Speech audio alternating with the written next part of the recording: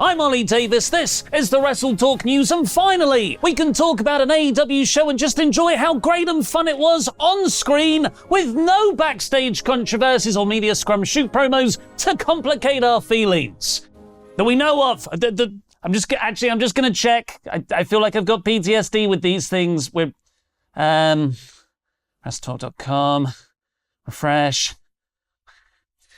We're good! It's just a good show! It's a good show! So here's my review of Sunday Night Dynamite, aka AEW All Out 2023, in about 10 minutes. The pre-show began with the over-budget charity battle royale, where the winner gets to donate the $50,000 prize money to a charity of their choosing. It consisted of most of AEW's undercard and Hangman Page. So guess who won? It was an admirably brash move from Tony Khan. Hey Chicago, try booing Hangman Page now. He's just donated the $50,000 prize money to your city's public education fund. He fought off the embassy in the final 3 to win. After defending her women's championship in front of 81,000 people last week, Shida was in a random 6-woman tag on the pre-show here. This is such a harsh fall down the card. She actually ended up in a Ring of Honor feud, potentially starting a storyline with women's champion there, Athena. The random babyface team won with Chicago's own Skye Blue getting the pin. Bruce shouted at his faction to take over AEW in a short film vignette. The Acclaimed beat Team TNA with an appropriate level of shenanigans for a match with Jeff Jarrett in, and that is to say,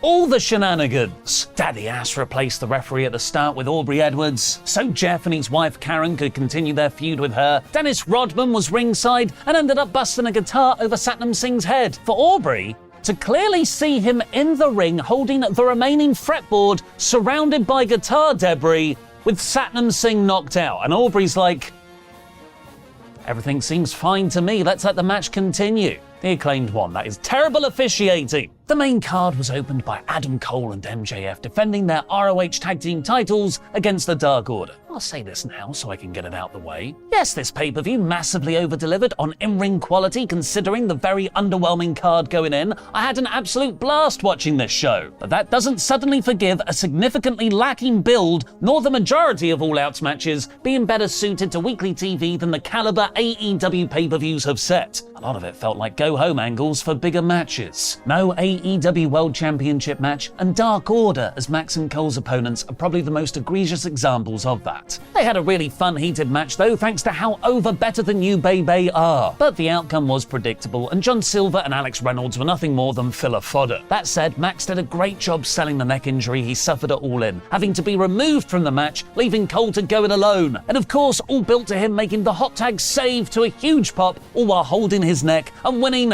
with the double clothesline. Yes, I suppose it's a finisher now. MJF and Cole's mixture of fun and seriousness is expertly done, and Max right back to selling his neck afterwards with medics. And it led to possibly the coolest moment of the night. As they were making their way up the ramp in victory, Samoa Joe made his entrance for his match and shoved MJF in a mirror image of him shoving Max in NXT all those years ago. MJF flipped and ran down to the ring for a pull-apart brawl where Joe just looked supremely badass. Just like that, they've created a world title program I want more than anything. This went into Joe defending his ROH TV title against Shane Taylor. I love both guys, but Taylor was neither built up enough on TV for this to get over immediately with the fans, and only going 6 minutes didn't have enough time to get over properly with the live audience. This was more of an angle and enhancement match to build Joe for MJF. Darby Allin versus Luchasaurus for Christian's TNT title felt a bit more pay-per-view worthy. Darby bladed early, and Christian was teasing Nick Wayne throwing in the towel for his mentor. Luchasaurus got a definitive victory in the end though, with 2 back-to-back tombstones and a huge lariat to the back of Allen's head. Christian was going to smash Darby's skull in further with a concerto, but the random babyface brigade made the save. Presumably they thought there was another battle royal going on. It was weird none of them included Allen's explicit friends Sting and AR Fox. I guess Sean Spears might get a TNT title shot on TV soon. The first of about 4 different matches of the night came next with Powerhouse Hobbs versus Miro, which, warning for vegans and vegetarians, contains meat. This was a terrific 15-minute hoss fight which the Chicago crowd elevated by chanting "meat" for practically every move for the final 5 minutes. Sounds annoying, but it was actually so much fun, especially when it broke out into a "meat forever" chant. Both men's meaty styles complemented each other wonderfully, but I think that's subversively as much to do with their little guy style ragdoll selling. One would hit a power move or strike, and the other would take a huge flopping spill to the ground or outside, really putting over each other's offense. Miro made Hobbs tap in the game over, but Powerhouse looked great in defeat. They did the Predator handshake at the end, but Hobbs attacked him again, leading to Lana CJ Perry to make the save. Well, that's not her name yet. It looks, going by the Tron, her name is Hot and Flexible. Hot and Flexible, title of your WWE Divas calendar from 2002. Intriguingly, Miro looked disappointed in her and walked off. I thought Kris Statlander and Ruby Soho were putting on a really good match until the finish. They worked really hard to get the crowd into it, leading to a great Soho nearfall off a Saraya distraction. Unfortunately, Toni Storm then appeared from under the ring, took Soho's spray paint can, which led to Statlander getting a lame victory. A decent match, which deserved a much better ending. Like Will Ospreay and Chris Jericho the week before, Ricky Starks and Bryan Danielson only got one episode of TV to build their match, and somehow it was one of the best of the whole card. Their strap match was my match of the night. From Danielson's final countdown megastar entrance, his brutal crimson mask, and firing up from Ricky's strap strikes to Ricky's great heel work, Steamboat chopping Big Bill for getting involved, and an awesome finish that gets over Stark in defeat. Ricky passing out in a strap-modified label lock. It's so good to have Danielson back, and like Hobb earlier on and Takeshita and Cassidy later, this was an important elevation of AEW's younger stars. I'm always grateful to see Shibata wrestling, and Eddie Kingston is one of my favorite wrestlers working today. Their tag match against Claudio Castagnoli and healer Yuta, though, left me feeling a bit empty. Eddie versus Claudio is a forever feud that keeps not getting a proper AEW focus, with the finish here being a shock out-of-nowhere win with a Claudio European uppercut on Kingston. It's tough being an Eddie fan sometimes. Takeshita was as brilliant as you'd expect, with the extra layer of Don Callis at ringside shouting tactics, and which bits of Kenny's broken down body should be targeted. This resulted in a top rope blue thunder bomb for Kenny's hernia, a brainbuster on the outside for Kenny's neck, and Don trying to stab Omega with a screwdriver for Kenny's ultimate weakness, his supple brain, that you can just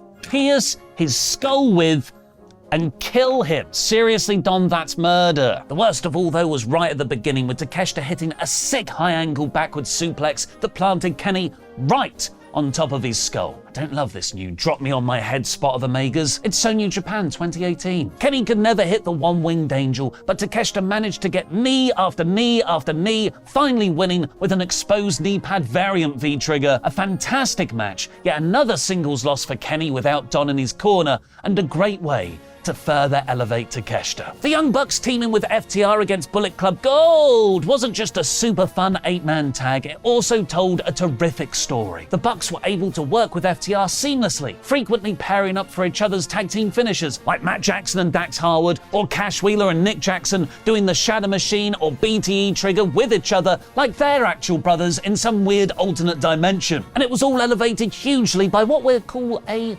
unique reaction to the Bucks from the crowd. There were obviously some boos from the CM Punk faithful, but it sounded like the vast majority shouted those down to cheer Matt and Nick. It made the whole atmosphere really lively in a positive way. In a great piece of storytelling, it was Dax and Cash who couldn't hit their own big rig together, letting Jay White hit the switchblade for the win. Bullet Club Gold were the more complete team overall, further getting them over as a credible act. CM Punk screwed over the company again. Over to you for the main event, John. We're going to need to put a title on you. I'm being glib. Even without the Punk controversy, Orange Cassidy versus Jon Moxley for the international title is the deserved main event of All Out. Half because of OC's epic reign, and the other half because there's no World Championship match on the card. I still don't understand that. The circumstance and placement did wonders for both the belt and Cassidy. They had the fourth match of the night contender, with Cassidy showing he bleeds red, not orange, getting busted open early. There was a moment in this that encapsulated OC's character arc over the last 4 years. Near the end, he put his hands in his pockets to hit low-effort super kicks on Mox on his knees, those comedy bits of old,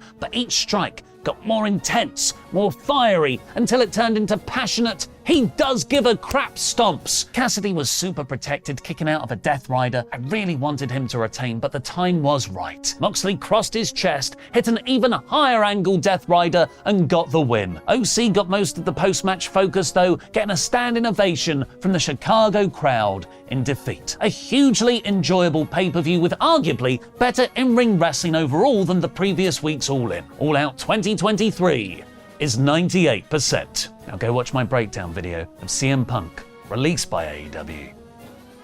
Confirmed.